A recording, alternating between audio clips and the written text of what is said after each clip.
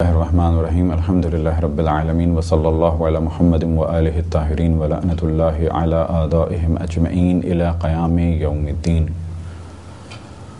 موضوع گفتگو نماز جماعت کے مستحبات۔ اس سے پہلے کہ مستحبات کو بیان کیا جائے اس جانب توجہ دلائیں، جیسا کہ پہلے بھی توجہ دلائی کہ واجب وہ کام ہے کہ جس کا کیا جانا ضروری ہے، حرام وہ کام ہے کہ جسے انجام نہیں دینا ہے، مستحب وہ کام ہے کہ اسے اگر انجام دیا جائے تو بہتر ہے لیکن اگر انجام نہ دیا جائے تو گناہ نہیں ہے، مکروہ وہ کام ہے کہ اگر انجام نہ دیا جائے تو بہتر ہے لیکن اگر انجام دے دیا جائے تو گناہ نہیں، اور مباح وہ کام ہے جس کا انجام دینا یا نہ دینا نہ واجب ہے، نہ حرام ہے، نہ مستحب ہے، نہ مکروہ ہے۔ البتہ اگر کسی مباح کام کو مثال کے طور پہ پانی پینا مباح کام ہے، البتہ اس وقت تک کہ جب تک کہ اس پر جان کا دار و مدار نہ ہو۔ اگر جان جانے کا خطرہ ہے اور ہمیں یہ معلوم ہے کہ پانی نہیں پئیں گے تو موت واقع ہو جائے گی، ایسی صورت میں تو پانی پینا واجب ہے۔ لیکن فرض کریں کہ عام حالات میں نماز سے پہلے ہمیں ہلکی سی پیاس محسوس ہو رہی ہے، ایسی صورت میں پانی پینا واجب نہیں ہے، مباح ہے، لیکن اس مباح کام کو اس لیے انجام دیں تاکہ نماز سکون سے پڑھی جا سکے اور خداوند تبارک و تعالیٰ کی جانب توجہ رہے، تو ایسی صورت میں یہ مباح کام یعنی پانی پینا یہ بھی مستحب ہو جائے گا۔ بس اس ہماری گفتگو کا عنوان ہے مستحبات نماز جماعت، یعنی نماز جماعت میں وہ چیزیں کہ جن کا اگر نماز جماعت میں وہ چیزیں کہ جنہیں اگر انجام دیا جائے تو بہتر ہے لیکن اگر انجام نہ دیا جائے تو نماز جماعت باطل نہیں ہوتی یا نماز باطل نہیں ہوتی۔ مستحب ہے کہ امام جماعت صفوں کے بیچ میں ہوں۔ اب اس جانب توجہ رہے کہ فرض کریں کہ یہ ایک صف ہے یہاں سے لے کے یہاں تک، تو مستحب ہے کہ امام جماعت بیچ میں ہوں، لیکن اگر امام جماعت یہاں بھی ہوں اور یہاں سے جماعت سے اتصال ہو رہا ہو ادھر کھڑے ہو کے تو نماز ہو جائے گی، لیکن بہتر ہے کہا جائے گا کہ بیچ میں ہوں۔ اسی طریقے سے یہاں ہوں تبھی بھی جماعت ہو جائے گی، لیکن بہتر ہے کہ بیچ میں ہوں۔ اسی طریقے سے مستحب ہے کہ صف سیدھی ہو۔ ہمارے الحمدللہ صفوں پر توجہ دی جاتی ہے، انڈیا پاکستان میں خصوصاً، تو یہ عمل اچھا ہے، لیکن اگر صف سیدھی نہ ہو، اب صف سیدھی نہ ہو سے مراد یہ کہ صف ہی تھوڑی سی آڑی ہو اور اتنی کم آڑی ہو کہ قبلے سے نہ ہٹ رہی ہو تو کوئی حرج نہیں۔ مثال اور اسی طریقے سے اگر کچھ افراد آگے ہوں کچھ پیچھے ہوں، کچھ آگے ہوں کچھ پیچھے ہوں،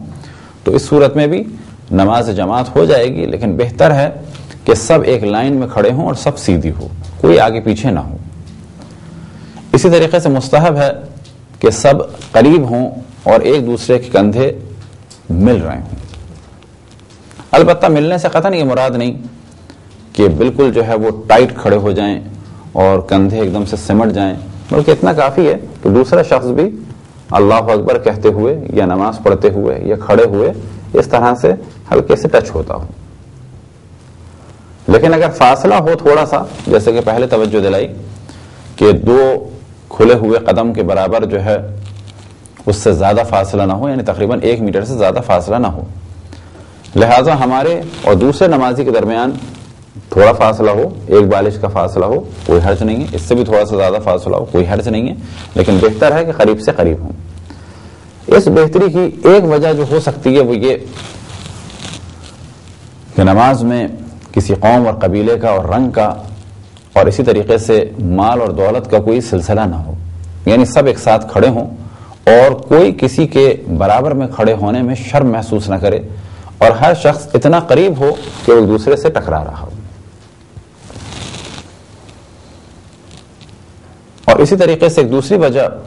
کہ اگر ہمارے برابر والے شخص کی نماز باطل ہو جائے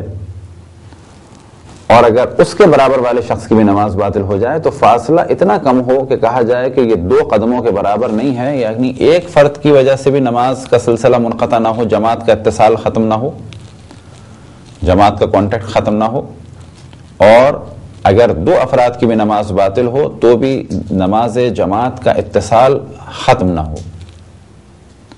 تو بہتر ہے کہ افراد قریب سے قریب ہوں۔ اگر امام جماعت کی اقتداء میں نماز پڑھنے والا فقط ایک شخص ہو تو یہ پیچھے بھی کھڑا ہو سکتا ہے،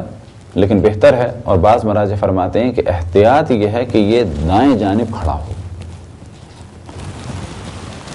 اب دائیں جانب کھڑے ہونے سے کیا مراد ہے؟ یعنی بالکل ساتھ ساتھ کھڑا ہو جائے؟ نہ،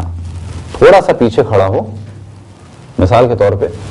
صف عام طور پہ اس صورت میں ہوتی ہے کہ جہاں ہمارے کھڑے ہونے کی جگہ ہے اس سے تھوڑا سا پیچھے ان کے سجدے کرنے کی جگہ ہے، لیکن اگر ایک نماز پڑھنے والا ہو تو وہ دائیں جانب یعنی رائٹ پہ کھڑا ہوگا اور تھوڑا سا پیچھے ہوگا، بالکل ساتھ ساتھ نہیں ہوگا۔ اب اگر اس کے بعد کوئی نماز پڑھنا چاہے تو وہ جب شریک ہوگا جماعت میں تو وہ امام جماعت کے پیچھے کھڑا ہوگا، کیونکہ جب نماز شروع ہوئی تھی تو اس وقت ایک شخص تھا اور سیدھے ہاتھ میں تھوڑا سا پیچھے کھڑا ہوا، اور دوران نماز کچھ لوگ آئے تو وہ امام جماعت کے پیچھے کھڑے ہوں گے۔ اسی طریقے سے اگر ایک مرد ہو نماز پڑھنے والا تو وہ سیدھے ہاتھ کی طرف کھڑا ہوگا اور خواتین امام جماعت کے پیچھے کھڑی ہوں گی۔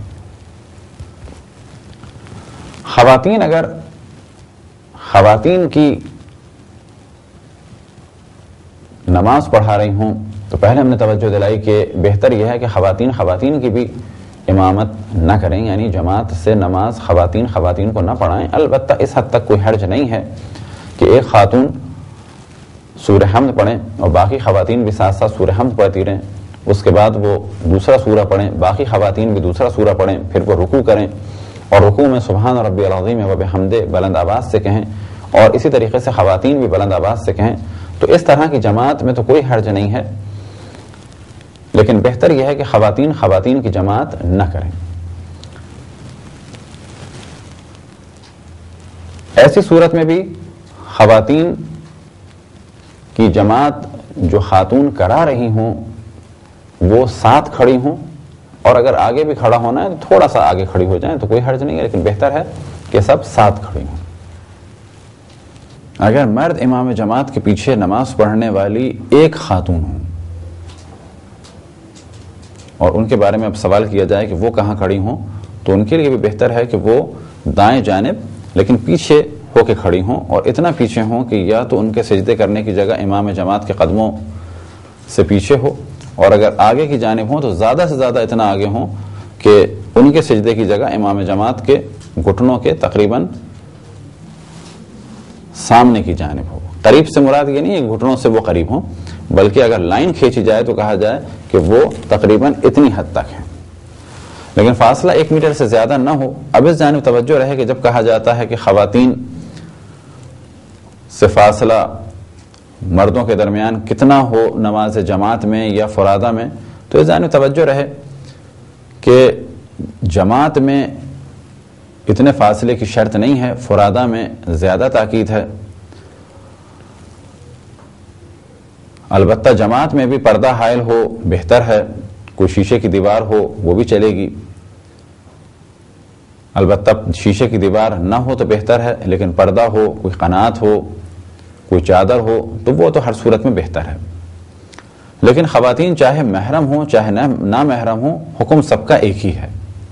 اب اس جانب بھی توجہ رہے کہ جو نماز پڑھنے والی خاتون ہیں بلا شک ان کے لباس کی بھی شرائط ہے کہ ان کا پردہ اس وقت مکمل ہوگا، اور اگر پردہ مکمل نہ ہو تو نہ ان کی نماز صحیح ہے، اور جب نماز صحیح نہیں ہے تو جماعت بھی ان کی صحیح نہیں ہوگی۔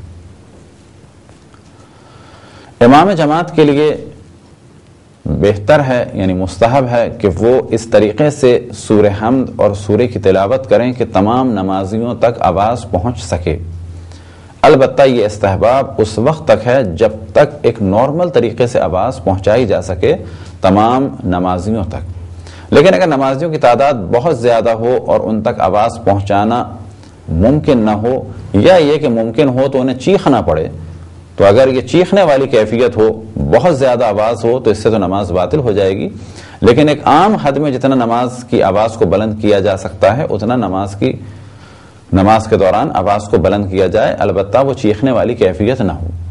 خصوصاً آج کل کے دور میں تو لاؤڈ اسپیکر ہے اور آواز ہر جانب پہنچ جاتی ہے. یہ مسئلہ عام طور پہ پیش آتا ہے ان جگہوں پہ اس وقت نماز جماعت میں کہ جب لاؤڈ اسپیکر نہ ہو. اسی طریقے سے امام جماعت کے لیے مستحب ہے کہ جماعت مختصر ہو، بہت زیادہ طویل نہ ہو، اور تمام لوگوں کی کیفیات کو مد نظر رکھے. کچھ کو جلدی ہوتی ہے، کچھ کا بڑھاپا ہے. اسی طریقے سے ذکر رکوع اور سجود بھی مختصر ہوں، بہت زیادہ طویل نہ ہوں، کیونکہ بعض افراد ایسے ہیں کہ جو بہت زیادہ رکوع میں نہیں رک سکتے، کہ بہت زیادہ سجدے میں نہیں رک سکتے. اسی طریقے سے رکوع اور سجدے کی رفتار بھی نارمل ہو. اس میں بھی بعض کمزوروں کو اور بیماروں کو مد نظر رکھا جائے. بس بہت زیادہ تیز رکوع اور سجدے نہ ہوں، اس میں بھی بوڑھوں اور بیماروں کو مد نظر رکھا جائے. اور اسی طریقے سے بہت زیادہ طویل بھی رکوع اور سجود نہ ہوں، اس میں بھی بوڑھوں اور بیماروں کو مد نظر رکھا جائے. البتہ اگر کوئی اپنی فرادہ نماز پڑھتا ہے اور اللہ سبحانہ و تعالیٰ کی جانب توجہ رہتی ہے، خضوع و خشوع رہتا ہے، تو اس کے لیے بہتر ہے کہ جتنا بھی طویل سجدہ کرے اور رکوع کرے اور قیام کرے، اس کے لیے بہتر ہے. لیکن نماز جماعت میں رکوع اور سجدے مختصر ہوں. اگر کوئی دوران نماز شریک ہونا چاہے تو اس کا طریقہ یہ ہے کہ اگر امام جماعت رکوع میں ہے اور ہمیں یہ خطرہ ہے کہ اگر ہم نے نیت کی تو اس دوران امام جماعت رکوع سے سر اٹھا لیں گے، تو یہاں پر طریقہ یہ ہے کہ یا اللہ کہہ کے امام جماعت کو توجہ دلائی جائے کہ میں رکوع میں شریک ہو رہا ہوں. یہ تو ہو گیا کام ہماری جانب سے. اب امام جماعت کے لیے مستحب کیا ہے؟ امام جماعت کے لیے مستحب ہے کہ اگر کوئی نماز میں شریک ہو رہا ہو تو جتنا عام طور پہ وہ رکوع کرتا ہے اتنا ہی رکوع اور کرے. مثال کے طور پہ اگر وہ ایک دفعہ امام جماعت رکوع میں کہتے ہیں سبحان ربی العظیم و بحمدہ، تو وہ ایک دفعہ اور کہیں سبحان ربی العظیم و بحمدہ. اور اگر وہ اس طرح سے رکوع کرتے ہیں سبحان اللہ سبحان اللہ سبحان اللہ سبحان ربی العظیم و بحمدہ، تو مستحب ہے کہ وہ اتنے ہی رکوع کے برابر اور ذکر کو بڑھائیں تاکہ وہ شخص یا دیگر افراد شریک ہو جائیں. لیکن اب یہاں سوال یہ پیدا ہوتا ہے کہ اگر اسی دوران پھر ایک شخص کہے یا اللہ اور پھر اس کے بعد ایک شخص کہے یا اللہ، تو کیا 10 15 دفعہ یا 20 دفعہ ہم ذکر کو بڑھاتے چلے جائیں؟ تو جواب یہ ہے کہ فقط ایک دفعہ ذکر رکوع کو بڑھایا جائے گا اس مقدار میں کہ جتنا وہ عام طور پہ ذکر رکوع کرتے ہیں. اس کے بعد مستحب نہیں ہے. ممکن ہے کسی کے ذہن میں سوال آئے کہ اس کے بعد بھی اگر پڑھا جائے تو بہتر ہے اور ثواب ملے گا اور شریک ہو جائیں گے لوگ جماعت میں. تو کہا جائے گا کہ اس وقت ایسی کنڈیشن میں شریک ہونے والے کی کیفیت کو نہیں دیکھا جائے گا کہ وہ شریک ہونا چاہ رہا ہے، بلکہ جو شریک ہو چکے ہیں، جو نماز پڑھ رہے ہیں، ان کو مد نظر رکھا جائے گا کہ ان کے لیے رکوع کا ذکر 15 یا 20 دفعہ یا 3 یا 4 دفعہ نہ ہو جائے، کیونکہ ان میں سے بعض کے لیے ممکن ہے کہ اتنا لمبا رکوع مشکل ہو. اب سوال یہ پیدا ہوتا ہے کہ اگر نمازی پسند کرتے ہوں لمبا رکوع اور لمبا سجدہ، تو ایسی صورت میں کوئی حرج نہیں ہے. رکوع لمبا بھی ہو اور سجدے بھی لمبے لمبے ہوں، کوئی حرج نہیں ہے. مثال کے طور پہ ایک جگہ 6-7 افراد مل کے جماعت پڑھ رہے ہوں اور سب اس بات کو پسند کرتے ہوں کہ یہ جو 2 افراد 3 افراد رہ گئے ہیں جماعت سے، یہ بھی شریک ہو جائیں. مثال کے طور پہ ہم سب نے ایک ایک کر کے وضو شروع کیا اور پہلے ہم نے وضو کر لیا، اس دوران 2-3 نے اور وضو کر لیا، ہم نے آ کے نماز کو شروع کر دیا. اور پہلے سے ارادہ یہ تھا کہ کچھ لوگ جب وضو کر کے فارغ ہوں گے تو وہ ہمارے رکوع میں شریک ہو جائیں. اور سب اس بات پہ ایگری تھے اور سب کو یہ بات پسند تھی کہ جو آتا جائے شریک ہوتا جائے، اور اس طرح شریک کرنے کے لیے ہمیں 2 یا 3 یا 4 دفعہ سبحان ربی العظیم و بحمدہ، سبحان ربی العظیم و بحمدہ کہنا پڑا، اور اس پہ سب راضی تھے اور سب خوش تھے۔ تو ایسی صورت میں تو کوئی حرج نہیں ہے۔ لیکن اگر کچھ کے لیے مشکل ہو، یا عام طور پر اتنا لمبا ذکر رکوع اور سجدے کا لوگوں کے لیے مشکل ہو جاتا ہے، تو ایسی صورت میں مستحب ہے کہ جتنا رکوع کا ذکر امام جماعت کرتے ہیں عام طور پہ، اس کا دگنا ذکر کر دیا جائے۔ اب اگر کوئی یا اللہ کہے تو اس کے لیے ذکر رکوع کو مزید طویل نہ کیا جائے اور سر کو اٹھا لیں۔ مستحب ہے کہ امام جماعت اور ماموم کے درمیان بھی زیادہ فاصلہ نہ ہو۔ فاصلے سے مراد کھڑے ہونے کی جگہ نہیں ہے، بلکہ فاصلے سے مراد امام جماعت کے کھڑے ہونے کی جگہ اور ماموم کے سجدہ کرنے کی جگہ میں زیادہ فاصلہ نہ ہو۔ اسی طریقے سے اگر سوال کیا جائے کہ پہلی صف میں یا دوسری صف میں کون سی جگہ بہتر ہے کھڑے ہونے کے لیے، تو کہا جائے گا کہ پہلی صف کی جو سیدھی طرف ہے۔ اسی طریقے سے اگر سوال کیا جائے کہ پہلی صف میں کون سی جگہ بہتر ہے اور دوسری صف میں کون سی جگہ بہتر ہے، تو جواب دیا جائے گا کہ پہلی صف کے دائنی طرف یعنی رائٹ طرف کھڑا ہونے کا زیادہ ثواب ہے بہ نسبت لیفٹ کے۔ بس امام جماعت کے رائٹ میں کھڑا ہونا یعنی سیدھے ہاتھ کی جانب کھڑا ہونا مستحب ہے۔ مستحب ہے کہ پہلی صف میں اہل علم اور باتقوی افراد شرکت کریں۔ البتہ اس کے استحباب کی ایک وجہ تو خود ان کا مقام اور احترام ہے، اور دوسری وجہ یہ ہو سکتی ہے کہ پہلی صف کے افراد اگر اہل علم اور دیندار نہ ہوں اور مسائل فقہ سے آشنا نہ ہوں، تو اگر امام جماعت کے پیچھے 2-3 افراد ایسے کھڑے ہوں کہ جن کا وضو یا غسل صحیح نہ ہو یا ان کی نماز باطل ہو، تو یہ افراد سبب بنیں گے کہ باقی افراد کی نماز بھی باطل ہو اور جماعت سے نہ ہو سکے۔ بس مستحب ہے کہ پہلی صف میں اور خصوصاً امام جماعت کے پیچھے اہل علم اور دیندار اور پاک اور پاکیزہ اور متقی افراد کھڑے ہوں۔ مستحب ہے کہ جس وقت قد قامت الصلاۃ کہا جائے اس وقت نماز پڑھنے والے کھڑے ہو جائیں، یعنی قیام کی حالت میں آ جائیں۔ اتنا لیٹ نہ کیا جائے، مثال کے طور پہ قد قامت الصلاۃ کے بعد اللہ اکبر کا انتظار کریں یا امام جماعت کی نیت کا انتظار کریں، یہ عمل مناسب نہیں ہے، بلکہ بہتر ہے کہ جس وقت قد قامت الصلاۃ کہا جائے اسی وقت کھڑے ہو جائیں۔ اسی طریقے سے مستحب ہے کہ جب امام جماعت کی سورہ حمد مکمل ہو جائے تو نماز پڑھنے والے آہستہ سے الحمدللہ رب العالمین کہیں۔ یہ تھے مختصر سے مستحبات نماز جماعت کے۔ خداوند تبارک و تعالیٰ سے دعا ہے کہ بحق محمد و آل محمد ہمیں اپنے رسول اپنی حجتوں خصوصاً امام زمان علیہ الصلوۃ والسلام کی معرفت اور اطاعت کی توفیق عطا فرمائے۔ وصلی اللہ علی محمد و آلہ الطاہرین۔